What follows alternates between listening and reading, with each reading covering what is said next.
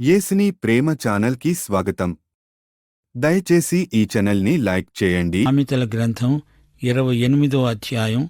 సావధానంగా వినండి. ఎవడూ తరుమకుండానే దుష్టుడు పారిపోతాడు. నీతిమంతుడు సింహము వలె ధైర్యంగా ఉంటాడు.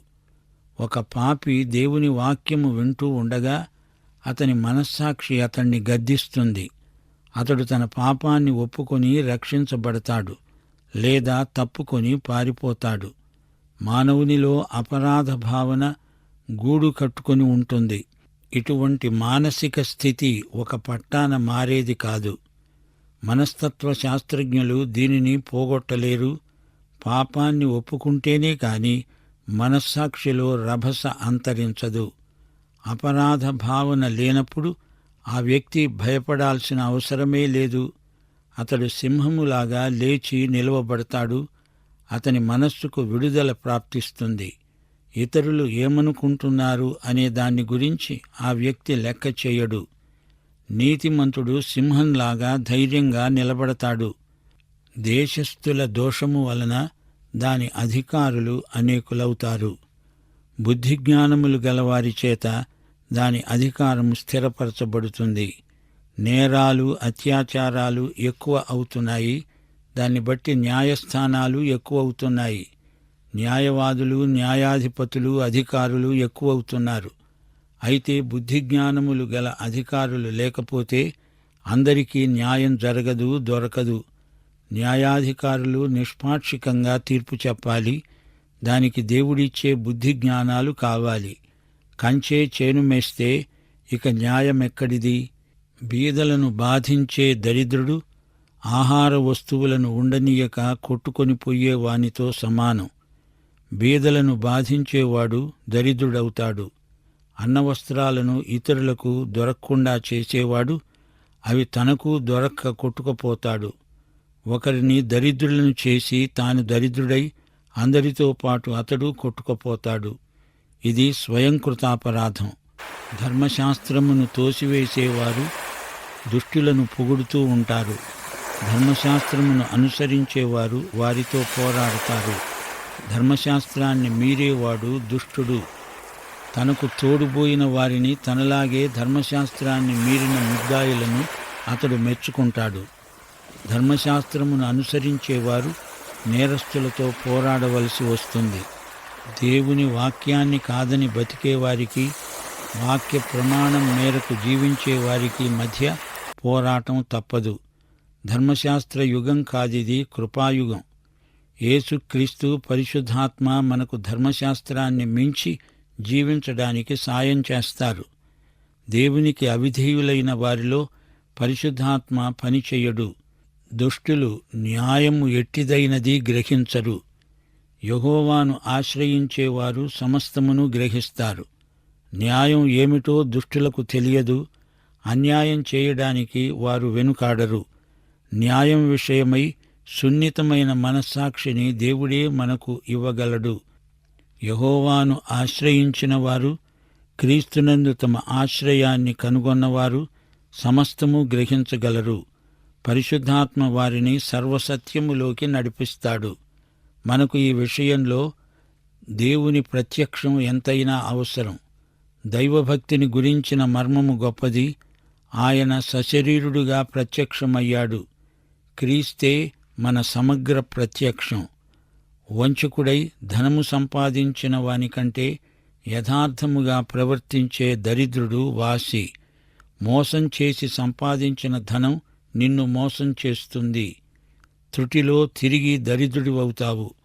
అయితే నీవు దరిద్రుడివైనా యథార్థవంతుడివైతే నీకంటే ఐశ్వర్యవంతుడు మరొకడుండడు. నీ యథార్థ ప్రవర్తనే నీ ఆస్తి, నీ సంపద. ఉపదేశమును అంగీకరించే కుమారుడు బుద్ధిగలవాడు. తుంటరుల సహవాసం చేసేవాడు తన తండ్రికి అపకీర్తి తెస్తాడు. కుమారుడు తండ్రికి విధేయుడై తన తండ్రి ఉపదేశాన్ని అంగీకరించినప్పుడు తండ్రికి ఎంతో సంతోషం. అది పుత్రోత్సాహం. తండ్రి మాట వినని కుమారుడు చెడు సావాసాలు పట్టి తిరుగుతూ ఉంటే తండ్రికి, తల్లికి ఎంతో కడుపు కోత. తప్పిపోయిన కుమారుణ్ణి గురించి తండ్రి ఎంతో దుఃఖించాడు. వాడు తిరిగి వచ్చినప్పుడు వాడు చనిపోయి బ్రతికినట్లే తండ్రి ఎంచాడు. వడ్డీ చేత దుర్లాభము చేత ఆస్తి పెంచుకునేవాడు దరిద్రులను కరుణించే వారి కోసం దాన్ని కూడబెడతాడు. కొందరు పిసినారులున్నారు, డబ్బు బాగా కూడబెడతారు. అలాంటి వ్యక్తి యొక్క కుమారుడు గొప్ప దాత అయి తనకున్నది అక్కరగలవారితో ధారాళంగా పంచుకుంటాడు. ఒకడు కూడబెట్టింది మరొకడు ఖర్చు చేస్తాడు.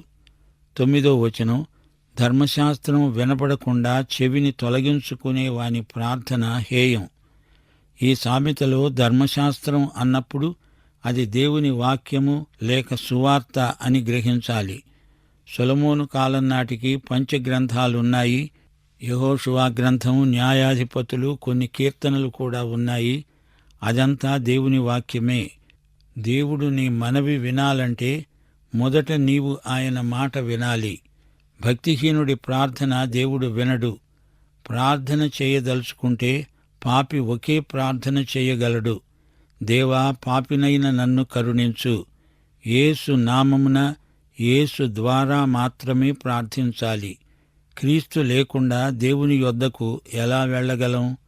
1 పేతురు 3:12 వచనం స్పష్టంగా చెబుతోంది, ప్రభువు కన్నులు నీతిమంతుల మీద, ఆయన చెవులు వారి ప్రార్థనల వైపు ఉన్నవి గాని ప్రభువు ముఖము కీడు చేసే వారికి విరోధముగా ఉన్నది. సామెతల గ్రంథం ఈ సందర్భంలో ఇదే మాట చెప్తున్నది. అలాంటి వారి ప్రార్థన దేవుని దృష్టికి హేయమైనది. 10వ వచనం, యథార్థవంతులను దుర్మార్గమందు చొప్పించేవాడు తాను తవ్విన గోతిలో తానే పడతాడు.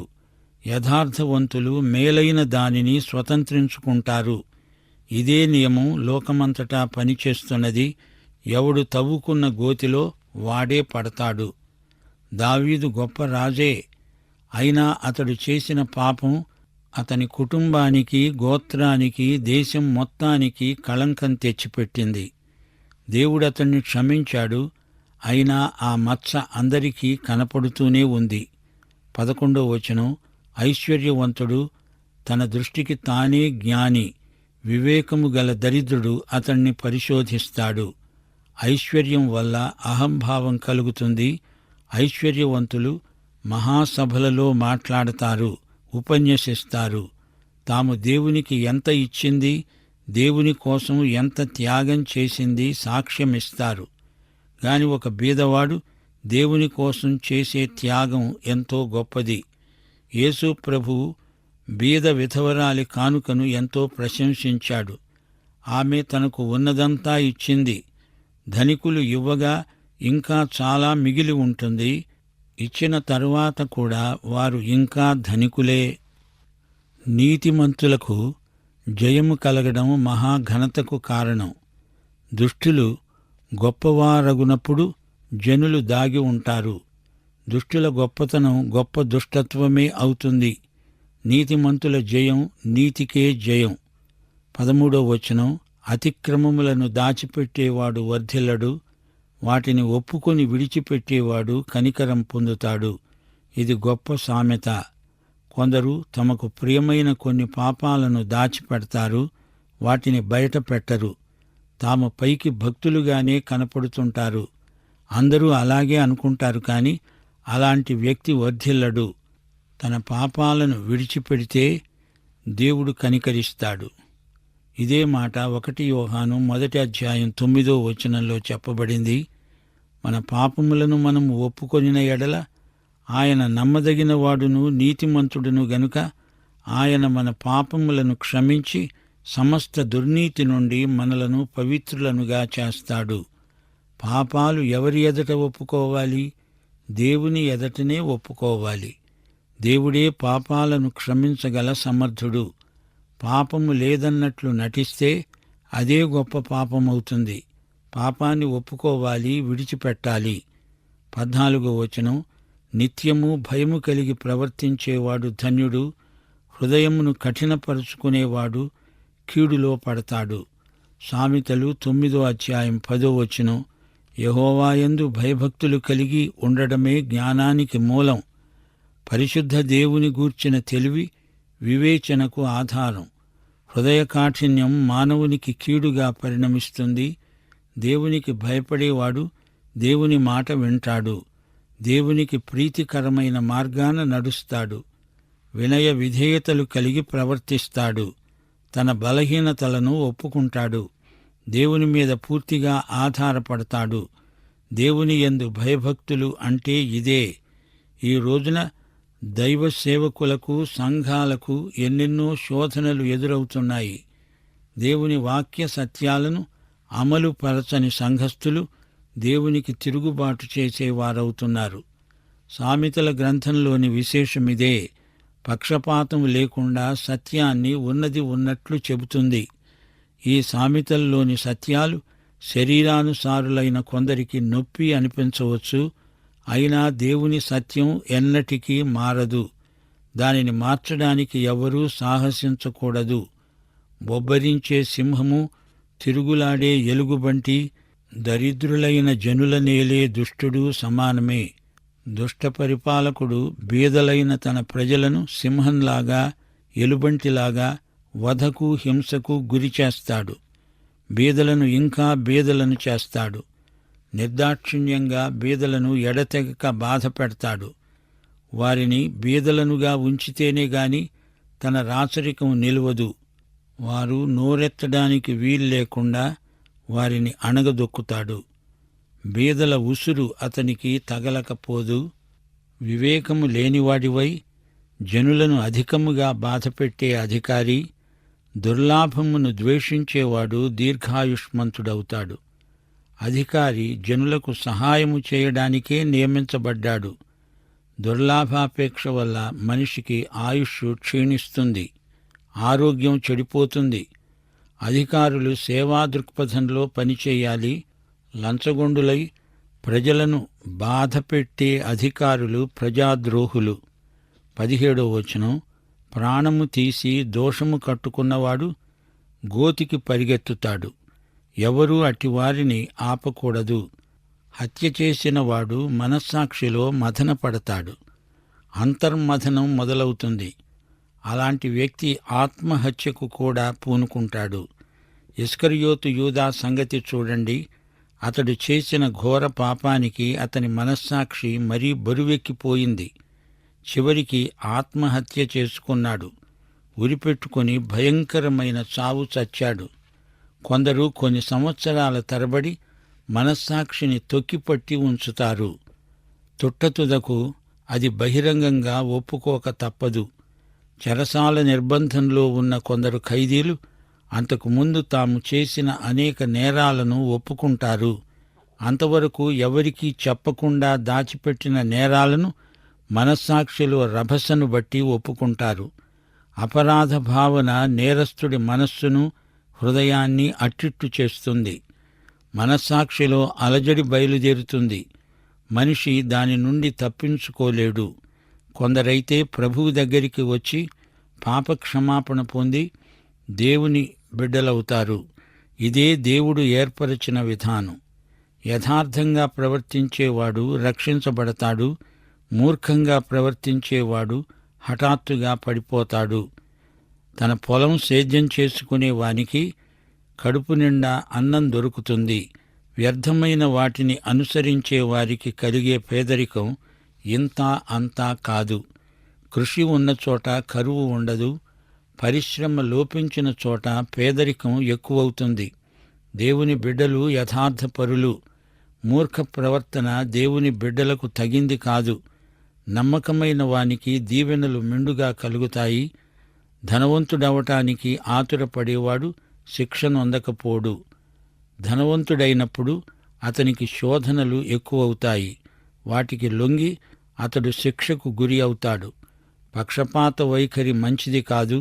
అపొస్తలుడైన పేతురు గొప్ప కార్యాలు చేశాడు. అద్భుతాలు అతని ద్వారా జరిగాయి. చచ్చిన ఒక స్త్రీ తబిత అనే ఆమె బతికింది. ఎన్నెన్నో స్వస్థతలు జరిగాయి. అయినా అతనిలో జాతీయ పక్షపాతం ఉంది. దాన్ని అతి కష్టం మీద జయించగలిగాడు. కొర్నేలి ఇంటిలో అతడు ప్రసంగించాడు. అతని మూలవాక్యం, దేవుడు పక్షపాతి కాడు, మేము యూదులం, వారు అన్యులు అనే భేదం, వివక్ష అతణ్ణి నింపివేసింది. కొర్నేలి అనే అన్యుడి ఇంటికి దేవుడు పేతురును తెచ్చాడు. వారితో సహవాసం చేయించాడు. పేతురు నేర్చుకున్న పాఠం ఇదే: దేవుడు పక్షపాతి కాడు. అన్యుడని యూదుడని భేదమేమీ లేదు. రొట్టెముక్క కోసం ఒకడు దోషం చేస్తాడు. కోటి విద్యలు కూటి కోసమే. చెడు దృష్టి కలవాడు ఆస్తి సంపాదించడానికి ఆతురపడతాడు. ఇతరులకు అన్యాయం చేసి ధనం గడించే బుద్ధి చెడ్డ బుద్ధి. అలాంటి వారిది చెడు దృష్టి. తనకు దరిద్రం వస్తుందని తనకే తెలియదు. అకస్మాత్తుగా దరిద్రుడై అతడు వీధిన పడతాడు. నాలుకతో ఇచ్చకములాడేవానికంటే నరులను గద్దించేవాడు తుదకు ఎక్కువ దయ పొందుతాడు. ఇతరులను ముఖస్తుతి చేయడానికి నాలుకను వాడకూడదు. పాపాన్ని గద్దించాలి. పాపం చేసేవారిని సమర్థించకూడదు. వారికి వత్తాసు రాకూడదు. బాప్తిస్మకుడైన యోహాను హేరోదు పాపాన్ని ధైర్యంగా గద్దించాడు. దానికి ఫలితంగా అతడు హతసాక్షి అయ్యాడు. 24వ వచనం, తన తల్లిదండ్రుల సొమ్ము దోచుకొని అది ద్రోహము కాదు అనుకునేవాడు నశింపచేసేవానికి జతకాడు. అది తండ్రి ఆస్తి అయితే తండ్రి దానిని తనకు అప్పగించే వరకు అతడు కనిపెట్టాలి. అంతేకాని దౌర్జన్యంగా తండ్రిని వ్యతిరేకించి ఆస్తిని లాక్కోకూడదు. అది నేరం.